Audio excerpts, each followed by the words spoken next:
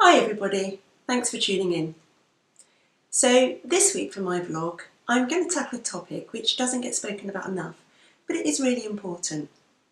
And I'm doing it because I've received so many emails from you guys out there asking me to do it, because at the moment many people are suffering in silence and are too embarrassed to actually go forward and speak to somebody about this. And they may not have to, but even if they do, I want to convince you that it's an important enough topic that doctors won't be embarrassed and can help you sort it out. So, what is it? Vaginal dryness. So, who gets vaginal dryness?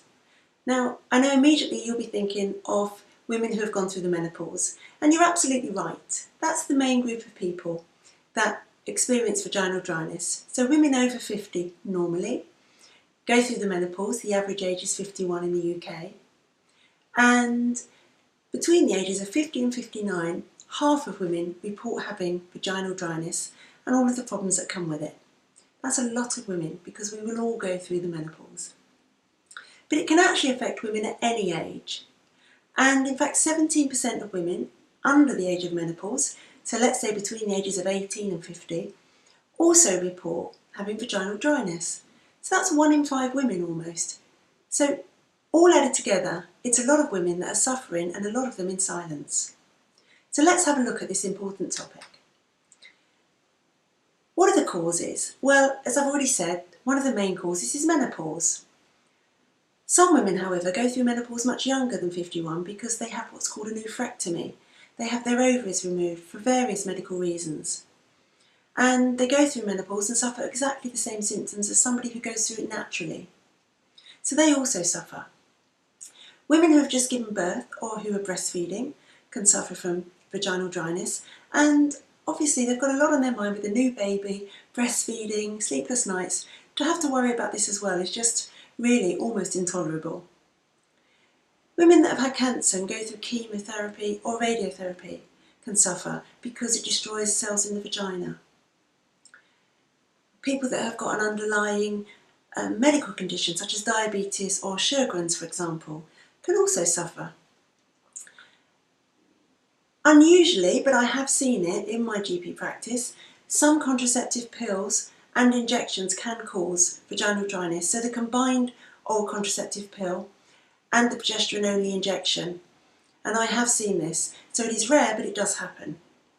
And then finally, women that are trying to have sex, but for some reason are not aroused, whether that's something within them that's having a problem with the sex or something with their partner. So, all of these things are important because it doesn't matter what's causing it. It can actually cause terrible debilitating problems that are either there all of the time or, depending on the circumstance, some of the time. So what are the symptoms that are being caused by this lack of lubrication in the vagina that's leaving it dry? Well, as I've mentioned sex, let's start there. So discomfort during sex caused by vaginal dryness can be absolutely awful and make the whole experience really, really painful. So 25% of women between the ages of 50 and 59 report they have some sort of dryness throughout sex that they notice. And 16% of them say it's actual pain. So that's a lot of women who, once they get to menopause, are really suffering during sex. And the knock-on effect of this is that women can experience a lack of arousal and orgasm because they're so focused on the fact that they might be getting pain because of the vaginal dryness. And also they can have a reduced sex drive because they're making that psychological link between the dryness, the pain and sex. So in the end, it's a vicious circle, and they avoid sex, which is damaging to self-esteem and to relationships. Vaginal irritation, discomfort, itching and burning is very common if you've got vaginal dryness. And this can allow things like thrush to develop because the candida that causes thrush just takes over because there isn't the natural lubrication of the vagina to try and stop that from happening. The skin around the vulva and the vagina as a result can become very red and thin and translucent and really fragile, so easily injured. And then once it's injured, the same cycle takes over of thrush, pain, stinging, burning when you pee. Talking about pee, you can actually have an increased frequency of urine when you've got vaginal dryness, and repeated urinary tract infections, because again you haven't got the natural lubrication of the vagina to stop those infections taking hold. It can even make your smear difficult to have. So that really important smear that is really good at preventing cervical cancer or treating it if we catch it, which we do with the cervical smear. So that's a great screening program. But if you're having difficulty having the smear because it's really uncomfortable to insert the speculum, then you'll avoid that smear, and that's dangerous for women. So you can see it has far-reaching effects. So what do we do when those glands within the vagina are not working as well as they should? Whether that's for psychological, arousal reasons or menopause, there are answers, some of them over the counter, some of them from your doctor. So the most important thing for everybody involved is that when you're trying to have sex, that you spend more time at the foreplay stage rather than the penetration stage, so that you have time to try and produce those lubrications that you need on your own without any additional help. So that's the first piece of advice. Speak to your partner, they need to be more considerate and spend more time. Avoid any perfume soaps and soaps generally. Avoid vaginal douches. All of these things change the pH in the vagina, and they actually make it worse, not better. Whatever they say on the tin about being perfect for the vagina, they're not. You don't need them. The vagina is a very good self-cleaning organ. Just use water and let it do its stuff. In terms of lubrication, you can buy lubrication over the counter, and you can apply it to the vagina, the opening to the vagina, and even to your partner, so that you actually have extra lubrication during sex. These obviously have to be applied just before sex, so they're not quite so spontaneous, but they do the job very well, and there are lots available. Speak to your pharmacist and they'll take you through the range, and if you don't want to speak to them, just find your way to that counter and you can just have a look through all of the different ones that are there. Then there are vaginal moisturisers. Now, these are inserted in the vagina and they actually last longer than the lubricants, so they generally moisturise the vagina for about 2 to 3 days at a time. The good news about that is that it helps women who don't just have this problem during sex, the women that have this problem all of the time, and also they take away that lack of spontaneity, because you don't have to put it on immediately that you're about to have sex. You get the benefit all of the time and you just use it every 2 to 3 days. Try and pick a water-based one, because the oil-based ones can interfere with condoms and diaphragms if you are using contraception, and I'm sure you don't want to interfere with that. Then there are some medical treatments that you'll need to get from your GP, but your GP will be very understanding because they don't want you to suffer either, and they do see this problem all of the time. So you have vaginal estrogens, and you get those in the form of pills, rings, creams that you insert into the vagina. Small pessaries, and they really are tiny, smaller than a pea. And initially you put them in once every evening for a fortnight, and after that just twice a week. And just to reassure those people who don't want to take HRT, just because it says estrogen, you don't get any systemic absorption from it.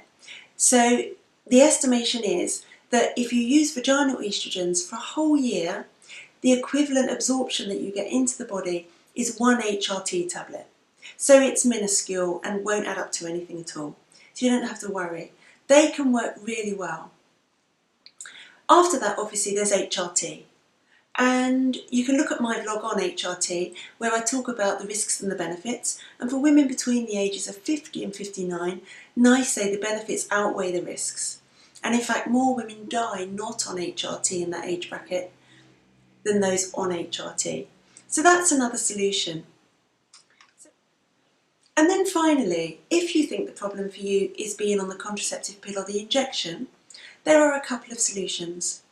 So firstly, if it's the pill, speak to your GP about trialling a different pill. And there are so many that we can choose from that it might just be that you need a different brand with a different level of estrogen or progesterone. And in every pill, the type of progesterone is slightly different. So it's just trial and error and finding one that might be better for you. With the injection, obviously you'll have to think about a trial of stopping when your next injection is due. But with both of these things, if you decide to stop, don't forget you'll need a different contraception if you don't want to get pregnant. And your GP or your GUM clinic can help with that. So there are lots and lots of different options in terms of other contraceptions available, and there are lots of different pills you can try and choose from as well. And then of course, if none of that helps, or that you like the pill and you want to stay on it because it works for you, and lots of women love being on the pill because it works for them, then we go back to the vaginal lubricants or moisturisers, which you can just add in and see if that helps with the problem. So overall, hopefully I've shown you today that vaginal dryness is a problem that affects women of all ages. Some of them all of the time, some of them in certain circumstances. It is really painful and it impacts on life, whether that's through recurrent UTIs or not being able to have sex with your partner. And that's important. All of these things are important, and we shouldn't dismiss it as unimportant, because self-esteem, relationships, and actually being comfortable and not in pain are really important. I've shown you that there are different solutions. It's not a massive amount to choose from, but that's good because it means that you can quickly work your way through the different solutions or find one that works for you. And I have to encourage you to go and see your GP, because we do see this problem often. We do know what the solutions might be, and we can help you work your way through it. And the one thing that you shouldn't be is embarrassed with your GP. This is what we do. This is our job, and we don't get embarrassed and we don't think about it. We don't make judgments. We actually just want to help, and we can help. So hopefully that's shown you all of the different stuff that you can do, and it's encouraged you to go and see your GP, and that's what I really want to do. Go to Boots first if you think that you can do it with the over-the-counter stuff, and then after that go and see your GP and get some help. So thanks for watching. As always, if you have a topic that you want me to cover, whatever it is, please send me an email or mention it in the comments afterwards, and I will happily cover it. See you soon.